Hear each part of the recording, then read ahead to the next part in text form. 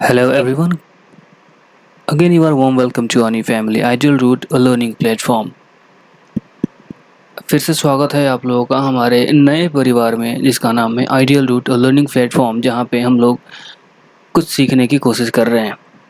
हम लोग ये सीखने की कोशिश कर रहे हैं कि आखिर इंग्लिश को किस तरीके से इंटरेस्टिंग बनाया जाए, किस तरीके से आसान बनाया जाए।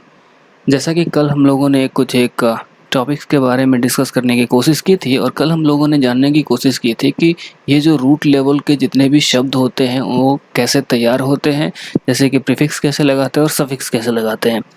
और हमारा पहला टॉपिक भी वोकैब ही था जिसके अंडर हमारा रूट आता है। इसीलिए सबसे पहला जो रूट के अंडर हम सीखने की कोशिश करेंगे वो होगा हमारा प्रीफिक्स का। आखिर हम प्रीफिक्स का यूज़ कैसे करें, किस तरीके से करें कि अगर मैं आपको एक शब्द बताऊं, जैसे कि मैंने आपको 10 शब्द बनाने के तरीके बताऊंगा, तो आप कुछ दिनों के बाद खुद ब खुद उस 10 के मल्टीपल करके आप 100 नए शब्द तैयार करना शुरू कर सकते हैं। देखेंगे आगे कि ये कैसे पॉसिबल है या नहीं है। क्लियर है? तो सबसे पहला जो प्रीफिक्स हमारे सामने है वो है डिस। अगर मैं डिस की बात करूं, माफ़ कीजिएगा, मैं यहाँ पे लिख देता हूँ प्रीफिक्स ताकि हमें समझ में आए कि हम किस चीज़ के बारे में भी सीखने की कोशिश कर रहे हैं।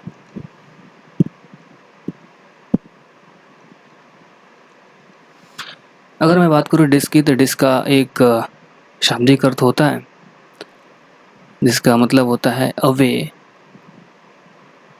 या नॉट या अपार्ट।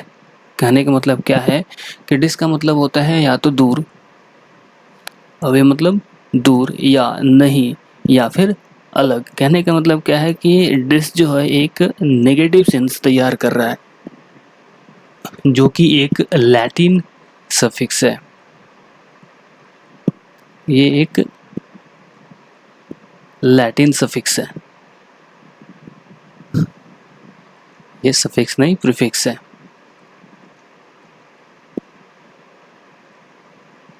ठीक है जी।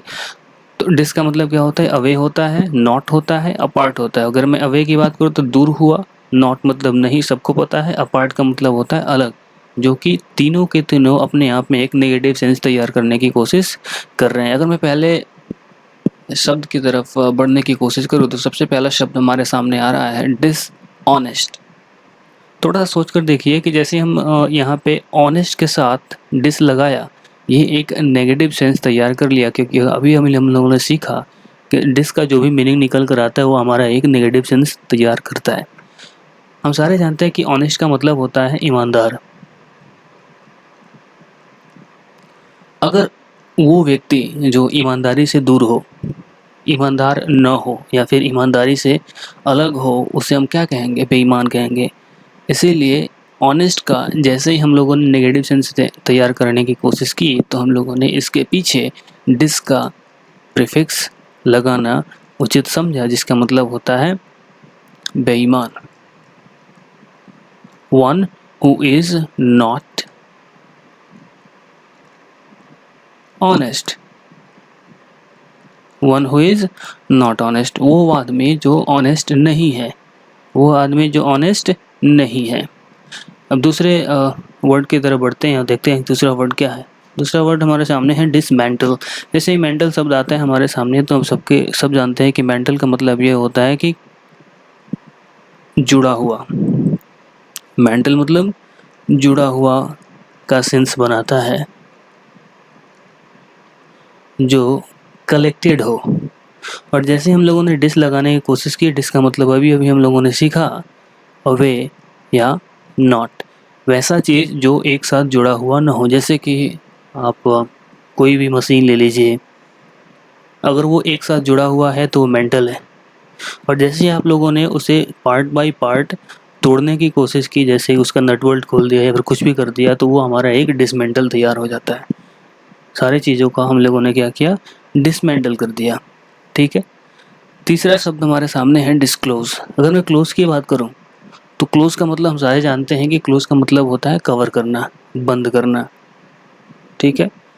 अब थोड़ा सा सोचकर देखिए कि अगर किसी बंद चीज को आप दूर कर देंगे तो वो क्या होगा, खुल जाएगा। आप किसी बंद चीज को बाहर निकालने की कोशिश कर रहे हैं, आप उसे नेगेटिव सेंस बनाने की कोशिश कर रहे हैं, इसका मतलब क्या है कि आप किसी चीज़ को रिवील कर रहे हैं, आप किसी चीज़ के बारे में लोगों को जानकारी दे रहे हैं। इसीलिए डिस्क्लोज का एक हम सिनोनिम भी तैयार करवाते हैं, जिसका मतलब होता है रिवील, यानी किसी का बात उजागर करना। किसी छुपी हुई बातों को हम जब मतलब दूसरे के सामने बताते हैं तो उसे हम कहते हैं डिस्क्लोज करना। एक एग्जाम्पल के थ्रू हम समझ सकते हैं कि अगर कोई आपसे बात बोले और आपसे बोल देता है कि नहीं नहीं ये बात आप किसी को बताना मत, फिर आपसे रहा नहीं जाता, आप कभी ना कभी उस बात को किसी दूसरे के सामने वो बोल देते हैं। उसी को हम कहते हैं, वो जो स्टेट तैयार होता है वो हमारा कहलाता है डिस्क्लोज का। क्लियर है। चलिए तीसरा शब्द हमारे सामने है डिस्कम्फर्ट। अगर मैं डिस्कम्फर्ट की बात करूँ तो डिस्कम्फर्ट में कंफर्ट एक रूट वर्ड है। कंफर्ट हम सारे जानते हैं कंफर्ट का मतलब क्या होता है। कंफर्ट का मतलब ये होता है कि आराम करना।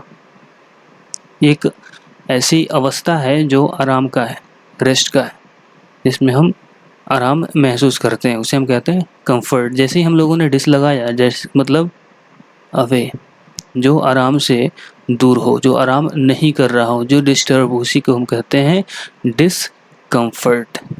ये भी हमारा एक नेगेटिव सेंस तैयार कर रहा है, जैसे कि हम लोगों ने अभी अभी सीखा। उसके बाद का वर्ड हमारे सामने आता है डिस्ग्राफिया। अब जैसे ही डिस्ग्राफिया में मैंने अगर डिस की बात छोड़ दूँ, डिस का अभी हम लोगों ने सीखा कि डिस का मतलब होता है अवे, अपार्ट या नॉट। ग्राफ जैसे ही आता है, देखिए ग्राफ का जो होता है, ग्राफ जिस भी शब्द में आपको दिखाई दे, ये एक रूट वर्ड है और इसका एक शाब्दिक अर्थ तैयार होता है, जिसका मतलब होता है टू राइट, किसी की चीज़ के बारे में लिखना या बताना। वैसी चीज़ें, ध्यान दीजिएगा, वैसी चीज़ें जो लिख ना पाए, मतलब अगर लिखना चाह रहे हैं लेकिन आप लिखना कुछ और चाह रहे हैं, लिख कुछ और रहे हैं। जैसे कि छोटे बच्चे किया करते हैं, अगर वो 3 हम लोगों ने ये सिखाया तो छोटे बच्चे गलती क्या करते हैं, इसको उल्टा कर देते हैं, जिसे हम कहते हैं डिस्ग्राफिया। ठीक है। अगर वो 4 ऐसे लिखना चाहता है तो कभी कभी वो ऐसे लिख देता है, अगर वो क ऐसे लिखना चाहता है तो कभी कभी ऐसे लिख देता है। कहने का मतलब क्या है कि जो ग्राफ, जो राइटिंग हम लिखना चाहते हैं, अगर उस राइटिंग से हम थोड़ा सा दूर हो जाएं, उस राइटिंग हम समझ नहीं पाए, उस राइटिंग हम उल्टा लिखना शुरू कर दें, उसी को हम कहते हैं डिस्ग्राफिया। क्लियर है। उसके बाद हम देखते हैं कि कौन सा शब्द है। उसके बाद हमारे शब्द सामने आता है डिसलोकेट। अब जैसे ही डिसलोकेट आता है, फिर से वही बात आती है, डिस का मतलब हमारा एक नेगेटिव सेंस तैयार करता है, जिसका मतलब होता है अवे, नॉट या अपार्ट। और लोकेट जैसे ही आता है, लोकेट का मतलब होता है, देखिए लोकेट से बना है हमारा लोकेशन। इसको समझाने से पहले आप एक समझ लीजिए, लोकेशन सबको पता होगा। लोकेशन का क्या मतलब होता है, वैसी जगह। ये एक जगह है जो सब कुछ जानते हैं। मतलब अगर आप कहीं पे कोचिंग कर रहे हैं या फिर कहीं स्कूल जा रहे हैं तो उसका एक लोकेशन होता है। ठीक है, वो एक स्थान है। और जैसे ही आपने डिस लगाने की कोशिश की तो ये एक नेगेटिव सेंस फिर से तैयार करने की कोशिश करता है। क्लियर है। अब देखते हैं कि अगला वर्ड हमारे सामने क्या आता है। अगला शब्द हमारे सामने बहुत ही प्यारा शब्द है ये, इस पे हम थोड़ा सा ध्यान से समझने की कोशिश करेंगे। देखिए प्लेजर जो होता है, इसका मतलब होता है आनंद। जो खुश होता है उसके लिए हम प्लेजर का यूज़ करते हैं। जो आनंदभूत हो, आनंद की भूति महसूस करता है, उसे हम कहते हैं प्लेजर। और जैसे हम लोगों ने डिस लगाया, डिस का मतलब अभी अभी हम लोगों ने सीखा। देखिए मैं बार बार लिख रहा हूँ ताकि आप लोगों के दिमाग में ये चीज़ें छप जाए कि डिस का मतलब क्या होता है। जब भी हम डिस देखें तो उसका हम क्या मतलब निकाल सकते हैं। हमेशा ये नेगेटिव सेंस तैयार करता है। और जैसे हम प्लेजर का उल्टा बनाने की कोशिश की, पहले तो हम आनंद यानी मज़ा ले रहे थे, मज़ा वाली फीलिंग आ रही थी। अब हमारे सामने जैसे नेगेटिव सेंस तैयार करने की कोशिश की तो हम दुखी होने का एक अवस्था में जा रहे हैं। तो ये भी एक नेगेटिव सेंस तैयार कर रहा है। ऐसा प्लेजर जो नहीं हो, वैसा सुख जो नहीं हो, यानी दुख हो। ठीक है। देखिए डिस्क्वाइट, उसके बाद हमारे सामने आता है डिस्क्वाइट। क्वाइट सबको पता होता है, क्वाइट का क्या मतलब होता है? जो शांत है, जो काम है, जो शांत है। अब जैसे ही शांत को नेगेटिव सेंस तैयार करने की कोशिश की तो ये मैंने लगाया डिस। डिस का मतलब अवे, नॉट या अपार्ट होता है, और क्वाइट का मतलब क्या होता है? काम, मतलब शांत। लेकिन जैसे ही हम इस पूरे शब्द को देखने की कोशिश करते हैं, ये हमारा एक प्रीफिक्स है डिस, इसीलिए ऐसी एक अवस्था जो शांत न हो, जहाँ पे शांति न हो, उसे हम बोलते हैं डिस्क्वाइट। तो हम इसे बोल सकते हैं कि ये एक शांत जगह नहीं है, यहाँ पे बहुत ज़्यादा कोलाहल वाले सिचुएशन है, कोलाहल वाले सिचुएशन है, जिसे हम कहते हैं डिस्क्वाइट। उसके बाद का हम वर्ड देखते हैं, उसके बाद का हमारा शब्द है डिस्काउंट। ये हम अक्सर सारे यूज़ किया करते हैं जब भी हम किसी दुकान में जाते हैं। ध्यान दीजिएगा, जब भी हम किसी दुकान में जाते हैं तो वहाँ पे मान लीजिए 100 रुपये का सामान है, ठीक है। हमने उससे बोला कि सर मुझे आप 90 रुपये में दे दीजिए, यानी उसने क्या किया? 10 रुपये का कंसेशन दे दिया, 10 रुपये का कंसेशन दे दिया। पहले काउंट कर रहा था कितने का? 100 रुपये का। काउंट मतलब गिनना होता है, सब कुछ जानते हैं। और जैसे हम लोगों ने काउंट के पीछे डिस लगाया, ये हमारा एक फिर से नेगेटिव सेंस बनाने की कोशिश कर रहा है, यानी वैसे चीज़ जो गिना न जाए। यानी 100 रुपये का है तो 100 रुपये नहीं, 100 रुपये से कम, यानी आप गिन ना पाएँ, और उसे 90 रुपये का नोट पकड़ा दिया, आपने 90 रुपये दे दिए और 10 रुपये का आपने डिस्काउंट ले लिया। क्लियर है? चलिए अगला शब्द हमारे सामने आता है डिसएडवांटेज। क्या है? डिसएडवांटेज। फिर से यहाँ पे एडवांटेज सबको पता है कि मतलब क्या होता है। एडवांटेज मतलब किसी चीज़ का लाभ लेना, किसी चीज़ का लाभ लेना। ये हमारा प्रॉफिट से रिलेट कर रहा है। और जैसे ही प्रॉफिट के पीछे हम लोगों ने नेगेटिव सेंस तैयार करने की कोशिश की तो ये हमारा डिसएडवांटेज हो जाता है, यानी ऐसी चीज़ें जो हमें फ़ायदा ना दे, हमें नुकसान पहुंचाए। क्या पहुंचाए? नुकसान पहुंचाए। अगला जो शब्द है वो बड़ा इंटरेस्टिंग शब्द है। आई होप आप लोगों में से कई सारे ऐसे लोग होंगे, या फिर मैं बोल सकता हूँ कि ऐसे 95% से भी ज़्यादा ऐसे बच्चे होंगे जो इस शब्द को तोड़ने की कोशिश नहीं की होंगे। देखिए, डिस अपने आप में एक नेगेटिव सेंस तैयार करता है, जिसका मतलब होता है अवे, नॉट या अपार्ट। और ईज का मतलब होता है, आप समझ सकते हैं, एक पॉजिटिव सेंस तैयार करता है, जिसका मतलब होता है कंफर्ट।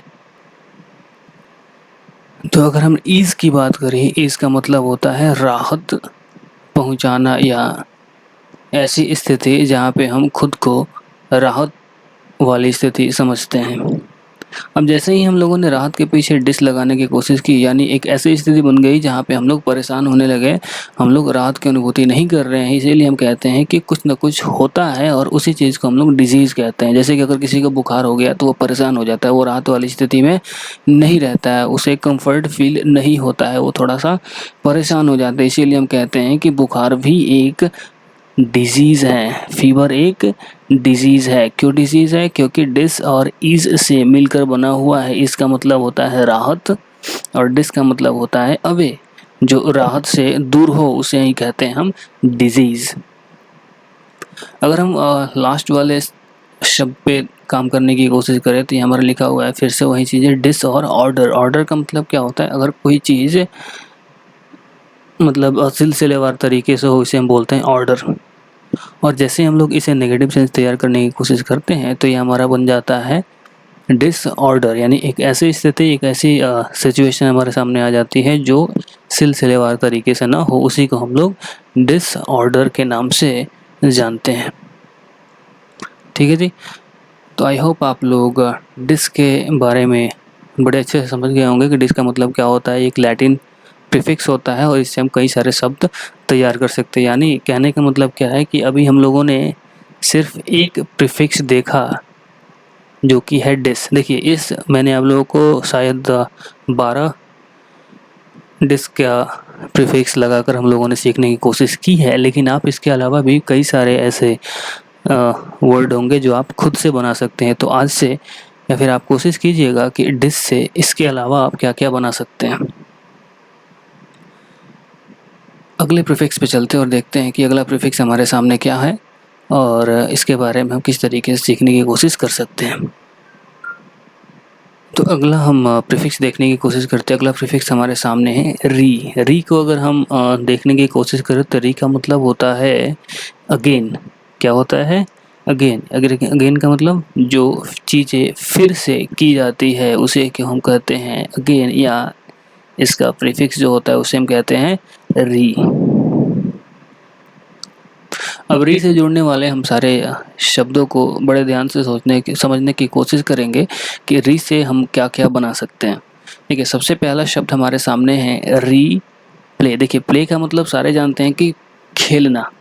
ठीक है जी, जो खेल होता है उसे हम कहते हैं खेल, सॉरी प्ले। हम कोई क्रिकेट खेलते हैं या फुटबॉल खेलते हैं, कुछ भी खेलते हैं उसे हम इस कैटेगरी में लाते हैं, प्ले की कैटेगरी में लाते हैं। अगर हम किसी चीज़ को फिर से खेल रहे हैं उसे हम कहते हैं रीप्ले। अगर आप लोगों को याद होगा, जब हम क्रिकेट देखते हैं, क्रिकेट मैच देखने के बाद जो एक मतलब 10 सेकंड या 15 सेकंड की जो चीज़ें फिर से दिखाई जाती है, जैसे किसी का विकेट गिर जाता है, अंपायर हो जाता है कंफ्यूज। अब अंपायर करता क्या है?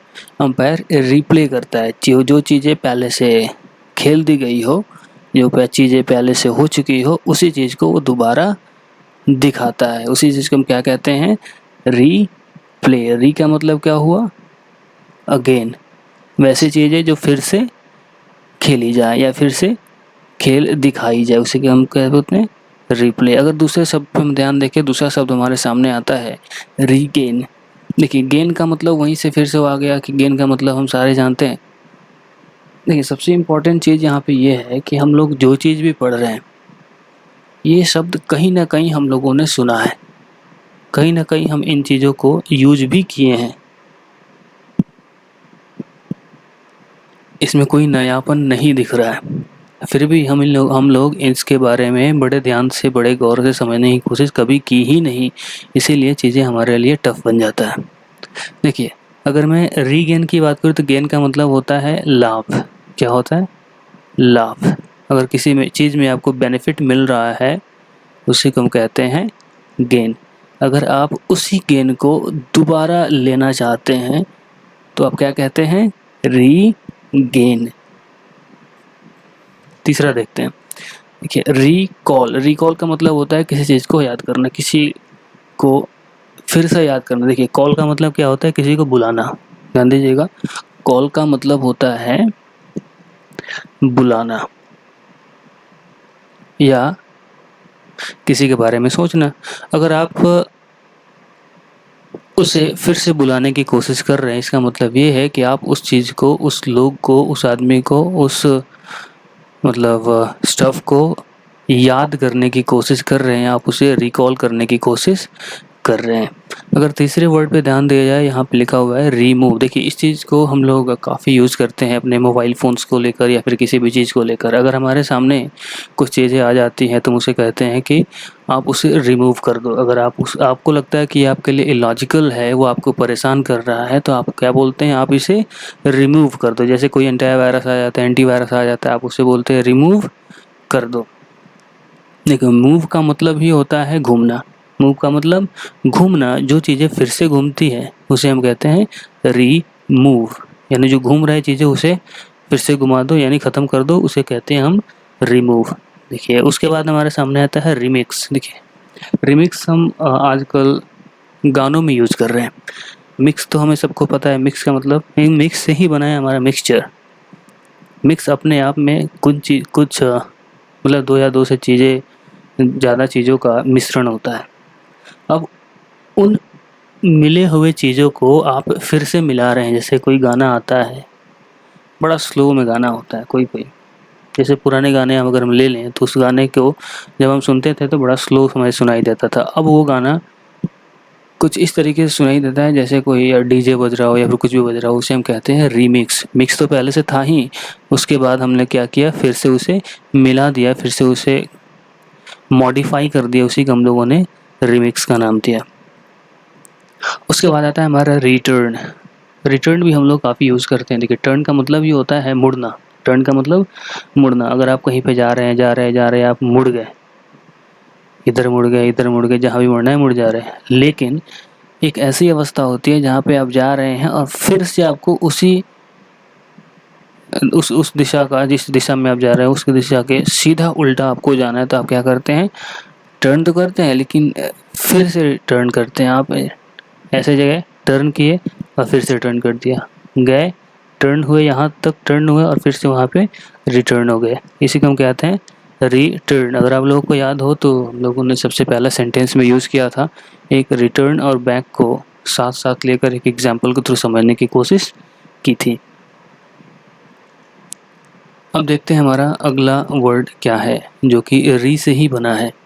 फिर से वही री है जिसका मतलब होता है अगेन।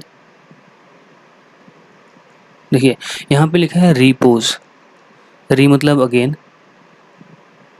अभी अभी हम लोगों ने सीखा पोज का मतलब हम सारे जानते हैं कि हम लोग ये काफ़ी यूज़ भी करते हैं, अपने क्लास में यूज़ करते हैं, अपने दोस्तों के बीच में यूज़ करते हैं कि ये आदमी पोज दे रहा है हमें, आप इस तरीके से पोज दो, और इसी पोज से हमारा पोजीशन भी बना है। अब थोड़ा सा इस पे देखिएगा, इसी पोज से हमारा पोजीशन भी बना है, जिसमें हमारा TION एक सफिक्स है। लेकिन अभी हम लोग बात कर रहे हैं प्रीफिक्स की, इसीलिए हम लोगों ने क्या किया, पोज के पहले री लगा दिया, यानी हो गया हमारा रीपोज। देखिए अभी हम लोग शब्दों के अर्थ पे ज़्यादा ध्यान नहीं देंगे, हम लोग सिर्फ इस चीज़ पे ध्यान देंगे कि आखिर प्रीफिक्स कैसे कैसे तैयार हो सकता है। जब चीज़ें आप धीरे धीरे सीखना शुरू कर देंगे तो फिर अपने आप अर्थ निकलता चला जाएगा। देखिए शेप यहाँ पे, शेप का मतलब सबको पता है, एक फॉर्म होता है, एक रूप होता है, उस चीज़ को आपने क्या किया, रीशेप कर दिया। यहाँ पे फिर से वही हो गया, नाम, नेम का नाम होता है, नाम को आप फिर से लिख रहे हैं, उसे कहते हैं रीनेम। अगर रिकलेक्ट है, कलेक्ट मतलब संग्रह करना, किसी चीज़ को कलेक्ट करना, किसी चीज़ को इकट्ठा करना, और आप इसी चीज़ को फिर से इकट्ठा कर रहे हैं, उसी को हम कहते हैं रिकलेक्ट। देखिए यहाँ पे ये रिक्वेस्ट जो है उसे हम लास्ट में देखेंगे।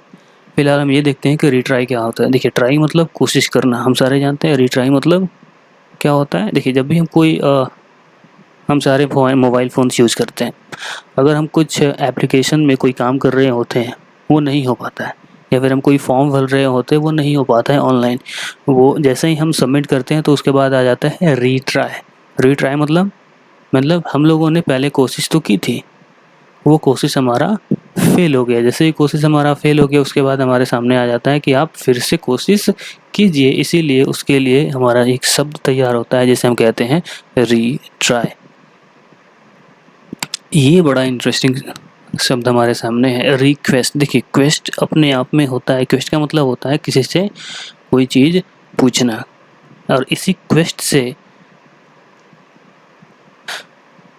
हमारा बना है क्वेश्चन। इसी क्वेस्ट में हम लोग जैसे ही आयन का यूज़ करते हैं तो ये हमारा क्वेश्चन बन जाता है। क्या बन जाता है, एक क्वेश्चन बन जाता है, जिसका मतलब होता है सवाल। क्वेस्ट अपने आप में एक, अगर मैं पास ऑफ स्पीच की बात करूं तो ये एक वर्ब है। तो अगर किसी भी वर्ब के पीछे आपने री लगाया, ये भी फिर से वही बात हो गई, ये भी एक वर्ब ही हो जाता है, इसमें कोई पार्ट्स ऑफ स्पीच का चेंज नहीं होता है। क्यों नहीं होता है, क्योंकि जब भी हम प्रीफिक्स लगाते हैं तो उसमें पार्ट्स ऑफ स्पीच का चेंज नहीं होता है, वो तभी होता है जब हम सफिक्स का यूज़ करते हैं। ठीक है, मतलब ऐसी चीज़ें जो आप फिर से पूछ रहे हो। अगर आप थोड़ा सोच कर देखिए, अगर आप किसी क्लास में पढ़ रहे हैं, आपने टीचर से सवाल पूछा, एक बार पूछा, तो उसे हम कह सकते हैं कि आपने सवाल किया, आपको समझ में नहीं आया, आप उसे फिर से पूछना चाहते हैं, तो आप क्या करेंगे, आप उनसे रिक्वेस्ट करेंगे, आप उससे निवेदन करेंगे कि सर मुझे फिर से बता दीजिए। अगर आप दोबारा सवाल पूछने की कोशिश कर रहे हैं, उसी को हम कहते हैं रिक्वेस्ट। क्लियर है? चलिए अब हम देखते हैं, शायद आप लोगों को याद हो, सबसे पहले दिन हम लोगों ने 2 सेंटेंसेस मैंने आप लोगों को दिया था, और मैंने आपको बोला था कि इन दोनों सेंटेंसेस के अंदर आपको ग्रामेटिकल टर्म खोजना है, कि आप इस ग्रामेटिकल टर्म को खोजिए, लिखिए, और आप कमेंट भी कर सकते हैं, लेकिन अभी तक मुझे कोई इनपुट मिला नहीं है। और जैसे ही कल मैंने आपको बताया कि आज हम लोग इन दोनों सेंटेंसेस पे काम करेंगे। तो हम लोग आ गए हैं। सबसे पहला सेंटेंस हमारे सामने है, I have given you a book. देखिए, इस सेंटेंस को बताने से पहले मैं आप लोगों को बता देना चाहूँगा कि देखिए, अभी हम लोगों ने 2 रूट सीखने की कोशिश की थी। एक डिस का प्रीफिक्स बनाकर हम लोगों ने कुछ एक शब्दों पे काम किया था और दूसरा था री। ठीक है, आप लोगों के लिए एक आप होमवर्क समझ सकते हैं। आप अपने घर पे बैठ के सोच के थोड़ा सा बनाइएगा और सोचिएगा कि UN और प्री से जितने भी प्रीफिक्स लगाकर सेंटेंसेस वर्ड्स बन सकते हैं, आप इनके बारे में लिखने की कोशिश कीजिएगा। UN और प्री का, जैसे UN का मैं आपको एक छोटा सा एग्जांपल दे देता हूँ।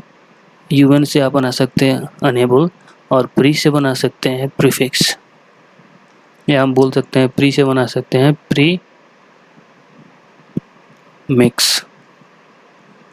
ठीक है, तो आप लोगों को घर पे सबसे पहला काम क्या करना है, जैसे ही क्लास एंड होता है आप लोगों को UN यानी अन और प्री से आप लोगों को कुछ एक शब्दों के ऊपर काम करना है, कुछ एक शब्द बनाना है और देखना है कि आप कितने शब्द बना पाते हैं UN और प्री से। फिलहाल हम वापस आते हैं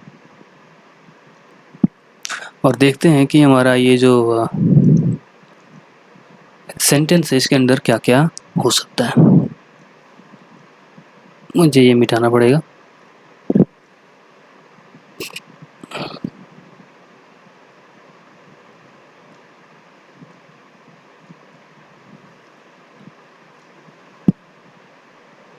okay, I have given you a book. अगर मैं आई की बात करूँ तो आई एक क्या है, आई एक सब्जेक्ट है। क्या है, आई एक सब्जेक्ट है। अगर मैं आई को सब्जेक्ट के अलावा बात करूँ तो ये एक सब्जेक्ट की तरह काम कर रहा है, इसीलिए हम इसे सब्जेक्टिव केस भी कहते हैं। क्या कहते हैं, सब्जेक्टिव केस भी कहते हैं। अगर मैं इसे पार्ट्स ऑफ स्पीच की बात करूँ तो ये पार्ट्स ऑफ स्पीच में एक प्रोनाउन की तरह काम कर रहा है। तो आई क्या है, आई एक सब्जेक्ट है जो कि एक सब्जेक्ट की तरह काम कर रहा है, इसीलिए हम इसे सब्जेक्टिव केस भी कहते हैं और इसे हम नॉमिनेटिव केस भी कहते हैं। अगर मैं पार्ट्स ऑफ स्पीच की बात करूँ तो पार्ट्स ऑफ स्पीच में ये प्रोनाउन की तरह काम कर रहा है। हैव अपने आप में एक हेल्पिंग वर्ब की तरह काम कर रहा है। हेल्पिंग वर्ब होता क्या है, तो हेल्पिंग वर्ब एक एक्सुलियरी वर्ब होता है। ये एक एक्सुलियरी वर्ब होता है। अगर मैं गिवन की बात करूँ तो गिवन एक मेन वर्ब की तरह यहाँ पे काम कर रहा है। अगर मेन वर्ब की बात करूँ तो ये कौन सा वर्ब का फॉर्म है, तो ये है V3 वर्ब का तीसरा फॉर्म है। जैसे कि गिव होता है, गिव होता है, गिवन होता है, तो गिवन जो होता है वो वर्ब का तीसरा रूप होता है, इसीलिए हम लोगों ने लिखा ये V का तीसरा रूप है। अब ये यू अ बुक, ये पूरा का पूरा हमारा ऑब्जेक्ट है, पूरा का पूरा हमारा ऑब्जेक्ट है। और अगर आप लोग को याद हो तो हम लोगों ने कुछ सीखा था कि ऑब्जेक्ट भी 2 पार्ट में बट जाते हैं। पहला होता है इनडायरेक्ट ऑब्जेक्ट, जो कि हम यू को इस कैटेगरी में रखने की कोशिश करते हैं, इनडायरेक्ट ऑब्जेक्ट, और ये हो जाएगा हमारा डायरेक्ट ऑब्जेक्ट। जैसे कि ये आप देख रहे हैं कि एक ऑब्जेक्ट की तरह काम कर रहा है, इसीलिए हम यू को ऑब्जेक्टिव केस भी कहते हैं। और एक एडवांस लेवल का आप लोगों को सिखाया था कि यू जो होता है वो एक डेटिव केस भी होता है,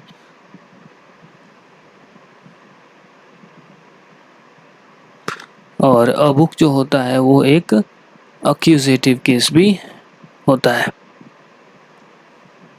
अगर मैं एक की बात करूँ तो ये एक आर्टिकल की तरह काम कर रहा है, ठीक है। और बुक क्या होता है, बुक अपने आप में एक नाउन की तरह काम करता है। तो एक सेंटेंस का ग्रामेटिकल टर्म में क्या क्या हो सकता है हम लोगों ने सीखने की कोशिश की है। पहला subject, subjective case, pronoun. Have क्या है, हैव एक हेल्पिंग वर्ब है जो कि ऑक्सिलरी वर्ब के अंडर आता है। गिवन क्या है, एक मेन वर्ब है जो कि V3 है, वर्ब का तीसरा रूप है। यू अ बुक, ये पूरा का पूरा ऑब्जेक्ट है, लेकिन इन दोनों में हम लोगों ने डायरेक्ट ऑब्जेक्ट और इनडायरेक्ट ऑब्जेक्ट के रूप में बांटने की कोशिश की, इसीलिए हम लोगों ने देखा यू एक इनडायरेक्ट ऑब्जेक्ट है और अ बुक एक डायरेक्ट ऑब्जेक्ट है। अगर मैं बुक की बात करूँ तो बुक जो है वो सिर्फ बुक की ये एक नाउन है और ए एक आर्टिकल की तरह काम कर रहा है। जैसे कि यू आप लोग देख रहे हैं कि एक ऑब्जेक्ट है और इसीलिए हम लोगों ने ऑब्जेक्टिव केस का नाम दिया, और एडवांस लेवल पे अगर हम जाएंगे तो इसे हम डेटिव केस कहते हैं और इसे हम अक्यूजेटिव केस का नाम देते हैं। हमारा जो लास्ट सेंटेंस था वो था हमारा you will buy a pen. देखिए यू अपने आप में फिर से वही बात, ये एक सब्जेक्ट है, ये एक प्रोनाउन भी है, एक सब्जेक्ट की तरह काम कर रहा है इसीलिए सब्जेक्टिव केस भी है। विल क्या है? विल एक हेल्पिंग वर्ब है, ये भी एक्सुलरी वर्ब भी है, ठीक है, ये एक एक्सुलरी वर्ब के अंडर आता है। बाय क्या है? बाय एक मेन वर्ब की तरह काम कर रहा है। मेन वर्ब में वर्ब की बात अगर की जाए तो ये वर्ब का फर्स्ट रूप होता है, और पेन अपने आप में एक ऑब्जेक्ट की तरह काम कर रहा है, और पेन जो होता है वो एक नाउन है, और ए एक आर्टिकल की तरह काम कर रहा है। और पूरे ए पेन की बात किया जाए थोड़ा एडवांस लेवल पे अगर हम जाएं तो ये एक एक्यूजेटिव केस की तरह भी काम कर रहा है। तो आज का बस इतना ही था। जाने से पहले मैं आप लोगों को फिर से बता देना चाहूँगा कि आप लोगों को घर पे करना क्या है। आप लोगों को 2 प्रीफिक्स पे काम करना है, और इन दोनों प्रीफिक्स पे कम से कम 5 न्यू वर्ड्स तैयार करना है। तो अगर आपको लगता है कि इस तरीके से सीखने से आपके अंदर थोड़ी सी भी बदलाव हो सकती है तो आप प्लीज़ जितना ज़्यादा से ज़्यादा हो सके शेयर कीजिए, और मेरी हौसला अफजाई के लिए, ताकि मैं अगला क्लास जो है और बेहतर तरीके से लाने की कोशिश कर सकूँ। इसीलिए आप मेरे हौसला अफजाई करने के लिए आप लाइक बटन जितना ज़्यादा हो सके प्रेस कीजिए, ताकि मुझे समझ में आ सके कि जो भी पढ़ रहे हैं यहाँ पे, जो भी कुछ सीखने की कोशिश कर रहे हैं, उनको सही मायने में सीखने का मौका मिल रहा है। तो आप प्लीज़ शेयर कीजिए, सब्सक्राइब कीजिए और लाइक बटन को प्रेस कर दीजिए। आज के लिए बस इतना ही। Thank you, have a nice day, take care.